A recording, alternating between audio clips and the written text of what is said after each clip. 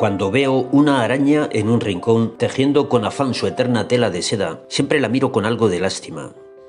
Si por casualidad estoy solo, me acerco para verla mejor y le digo con un discreto susurro: ¿tanto te habría costado respetar a los dioses? Sé muy bien lo que digo, pues conozco de dónde les viene a las arañas el hábito de tejer. Todo empezó hace cientos de años, en el afortunado reino de Lidia. Allí, en una fresca calle de casas encaladas, tenía su taller la joven Aracne, que era la mejor tejedora de su tiempo. Nadie fabricaba tapices tan primorosos como los suyos, ni mantas tan bien tramadas. Los dedos de Aracne poseían una destreza admirable. Sus movimientos eran precisos como los cálculos de un matemático, y tan cautivadores como los pasos de danza de una diosa. Aracne sabía convertir cada hebra de hilo en la prometedora semilla de una obra maestra. Verla trabajar era un auténtico gozo, así que nunca faltaban curiosos en su taller. Incluso las ninfas abandonaban los bosques y los viñedos para presenciar cómo Aracne transformaba unos pobres mechones de lana en un tapiz esplendoroso o en una túnica digna de un emperador. El parecer de todos era unánime. «No hay mejor tejedora que Aracne», solían decir. Un día, una mujer que estaba en el taller exclamó asombrada: «¡Qué maravilla, Aracne! Parece que la misma Atenea te haya enseñado a tejer». Cuando Aracne oyó aquello, sus dedos se detuvieron de pronto y sus ojos relumbraron como una brasa avivada por el viento. «Atenea no es nadie a mi lado», exclamó. «Si se atreviera a competir conmigo en el arte de tejer, la vencería de todas. Pasaron algunos días. Una mañana, poco después del alba, alguien entró en el taller. Aracne oyó los pasos en la puerta, pero no apartó la vista del telar. «¿Quieres comprar algo?», preguntó con indiferencia, sin saber a quién se dirigía. La voz que le respondió sonaba fingida y tenía el tono ronco de la vejez. «No he venido a comprar», dijo, «sino a darte un consejo». Aracne miró hacia la puerta y entonces vio a una anciana de cabellos muy blancos y espalda encorvada. Tenía el rostro lleno de arrugas y se apoyaba en un bastón para ayudarse a caminar. Sus dedos, finos como juncos, temblaban en el aire y el cerco violáceo que rodeaba sus ojos estaba anegado por el agua clara de unas lágrimas involuntarias. «Yo no he pedido ningún consejo», dijo Aracne con cierto desdén. «A los viejos nos arrinconan porque no servimos para trabajar, pero nuestra palabra es valiosa, ya que hemos aprendido mucho en nuestra larga vida. Me han dicho que te crees mejor que Atenea, y mi consejo es que no desafíes a los dioses. Esfuérzate por ser la mejor entre todas las mujeres, pero deja en paz a Atenea. Si le pides perdón ahora, seguro que no te castigará». Aracne enrojeció de rabia. Su voz sonó como el rugido de una bestia salvaje cuando dijo: «¿Quién te crees que eres para decirme lo que debo hacer? Vete a aconsejar a tus hijos, si es que los tienes, y déjame a mí que lleve mi vida como mejor me parezca. Y si es que te envía a Atenea, dile que venga a competir conmigo si se atreve, y así le demostraré que soy 1000 veces mejor que ella». La anciana no respondió, pero su rostro acusó la insolencia, sus manos dejaron de temblar y sus ojos cobraron de pronto un reflejo de acero. Fue como si las palabras de Aracne tuvieran la virtud de transformar la materia, pues las arrugas de la anciana se esfumaron en un abrir y cerrar de ojos. Su espalda se enderezó y su cabello plateado recogido hasta entonces cayó por los dos lados de su cabeza como un radiante manantial de oro. Confusa por aquel cambio inesperado, pero sin renunciar a su arrogancia nativa, Aracne dijo: «¿Eres Atenea, verdad?». La diosa respondió con una voz juvenil de timbre nítido: «Claro que soy Atenea». Cualquier otro habría pedido perdón al instante, pero Aracne era demasiado orgullosa para reconocer un error. Más crecida que nunca dijo: «Ya que estás aquí, lo lógico es que compitamos». Atenea aceptó el desafío y la competición empezó de inmediato. Por la ciudad corrió la voz de que Aracne iba a enfrentarse a una diosa, y el taller se llenó de curiosos. Situada cada una ante un telar, las dos rivales iniciaron su trabajo. Movían sus manos con una asombrosa ligereza, entrelazando sin descanso la trama con la urdimbre y la urdimbre con la trama. Ni siquiera se les oía respirar, porque sus 5 sentidos estaban proyectados en la absorbente tarea de tejer. Con hebras doradas y púrpuras, blanco de azahar y azul celeste, fueron creando un mundo de hilo que parecía tan real como la propia vida. Atenea representó en el centro de su tapiz un episodio en que ella misma había intervenido. Mucho tiempo atrás, cuando el universo era todavía una creación palpitante y reciente, el rey Cécrope fundó una ciudad en Grecia. Los dioses previeron que sería un lugar bello y hospitalario, donde florecerían las artes y el pensamiento, y donde los hombres usarían la palabra para resolver sus conflictos sin derramamiento de sangre.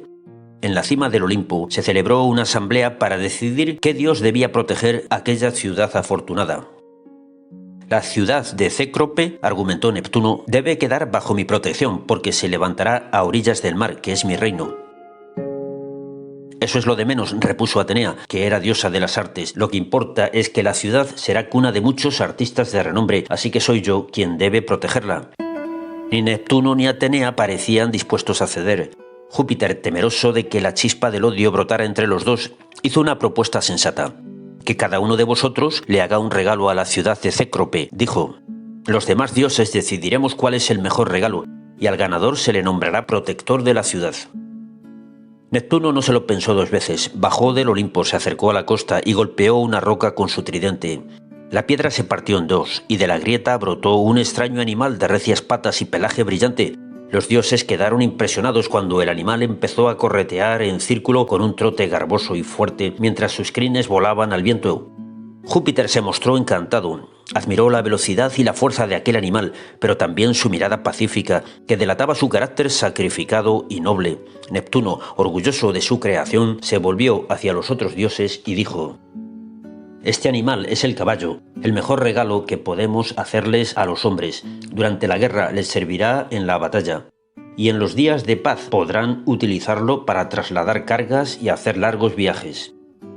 Los dioses quedaron tan impresionados que pensaron que la disputa ya tenía un vencedor. Atenea, sin embargo, no había renunciado a la victoria. Con su casco sobre la cabeza y su lanza en la mano, sonreía como el guerrero que anhela el combate. Serena y decidida, callada y firme, se dirigió a un extenso pedregal abrasado por el sol ardiente del mediodía. Era uno de esos yermos cubiertos de guijarros en los que nunca cae una gota de lluvia. Atenea se situó en el centro del pedregal, erguida hacia el sol, y golpeó el suelo con el asta de su lanza.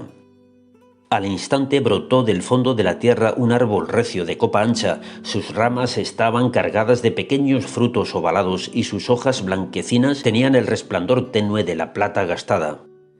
Este árbol es el olivo, explicó Atenea. Alimentará a los hombres y les proporcionará aceite con el que nos harán ofrendas. Es un árbol resistente, de larga vida, capaz de dar frutos incluso en los suelos más áridos. Los hombres, conscientes de su valor, lo estimarán mucho y convertirán las ramas de olivo en símbolo de la paz, que es el bien más preciado de todos.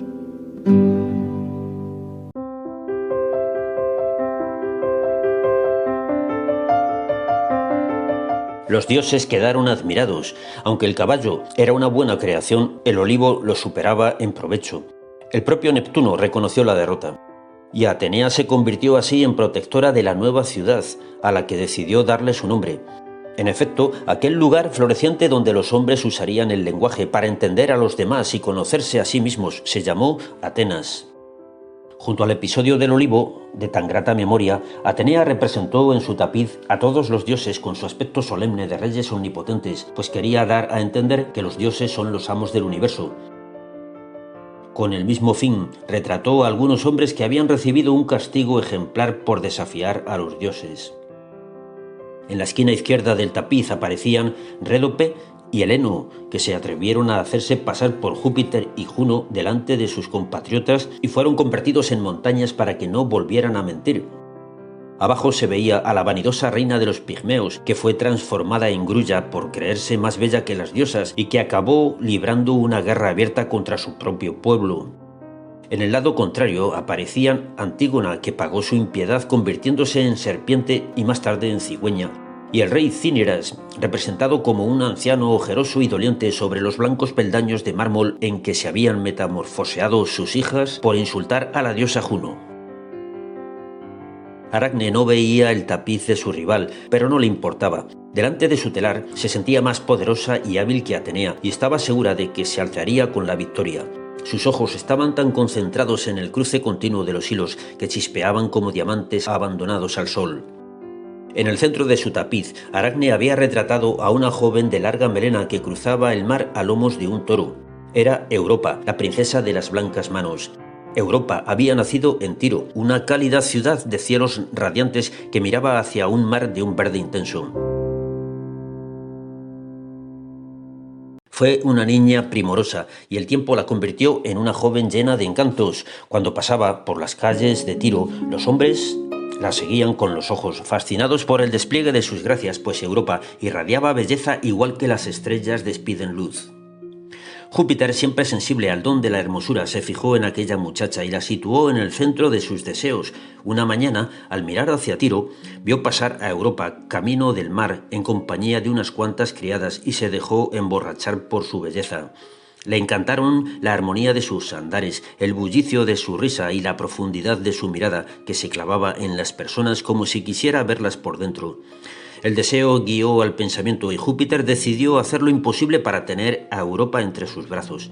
Enseguida comprendió que solo podría lograrlo con una trampa, pues Europa estaba muy bien vigilada por sus doncellas.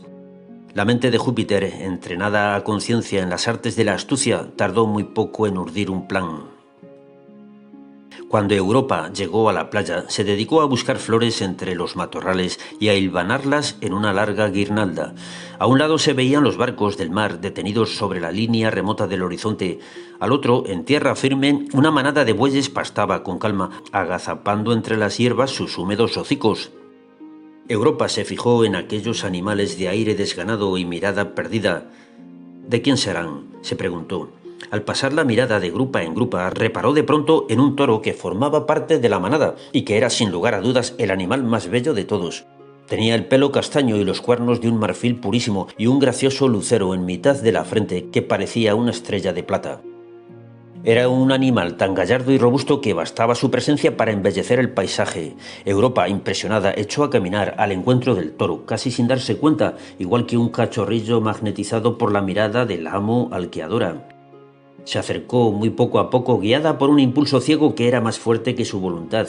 Al fin, cuando el toro estuvo a su alcance, adelantó la mano y acarició con blanda calma su vistoso lucero.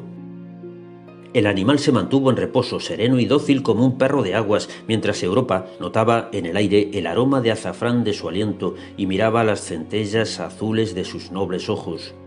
De repente un grito de alarma desbarató la calma de la playa. «¡Apártate de ese toro!», se oyó.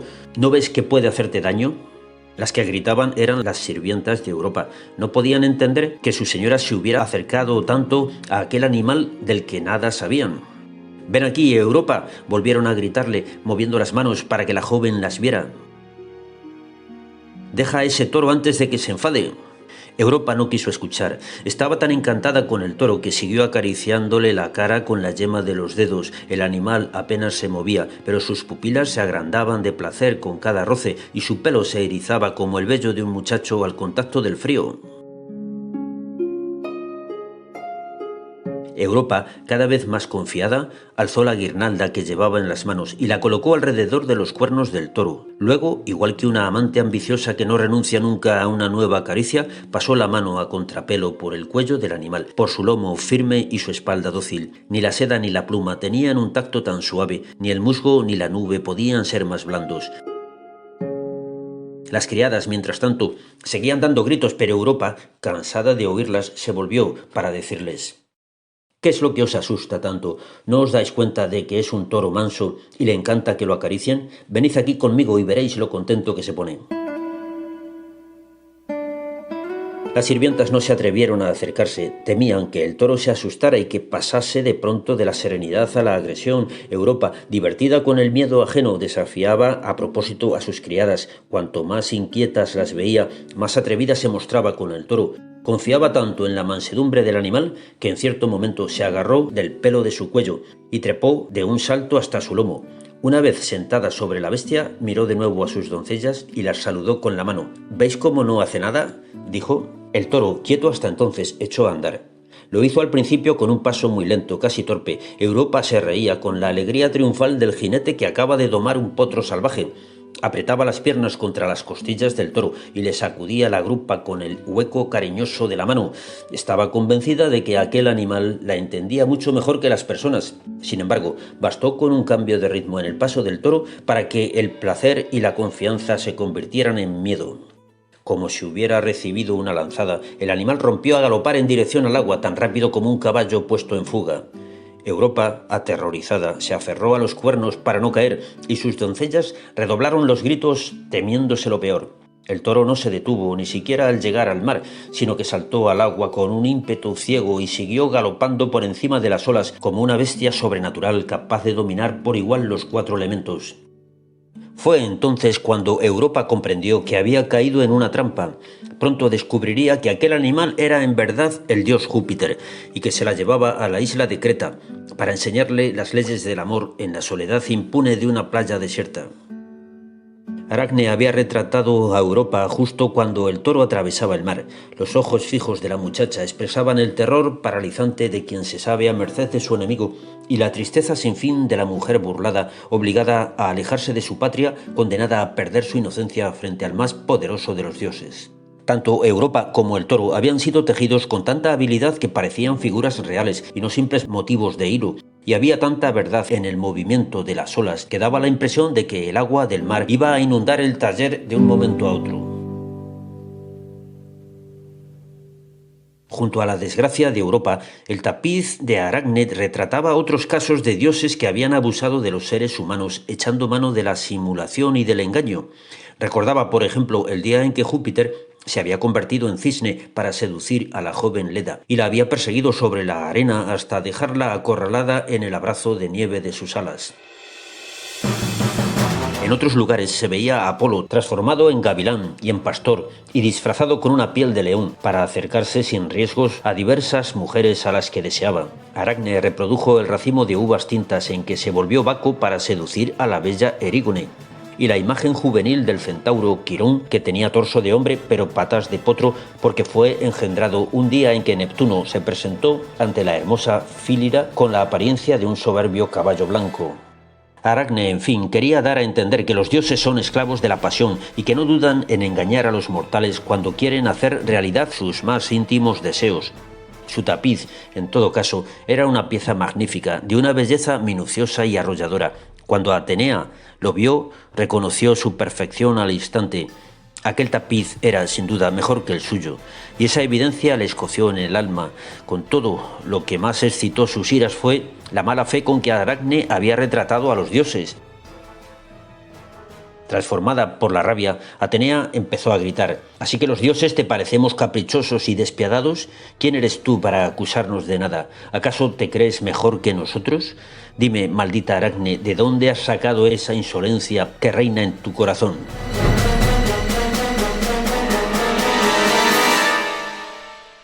Atenea no se limitó a los reproches. Con los ojos desorbitados por la cólera, se lanzó sobre el tapiz de Aracne y lo hizo trizas a fuerza de rasgarlo con las manos, en medio del silencio aterrado de los curiosos que llenaban el taller. Luego, cada vez más alterada, se abalanzó sobre Aracne y le golpeó la frente con la lanzadera que llevaba en la mano, hecha de dura madera de boj.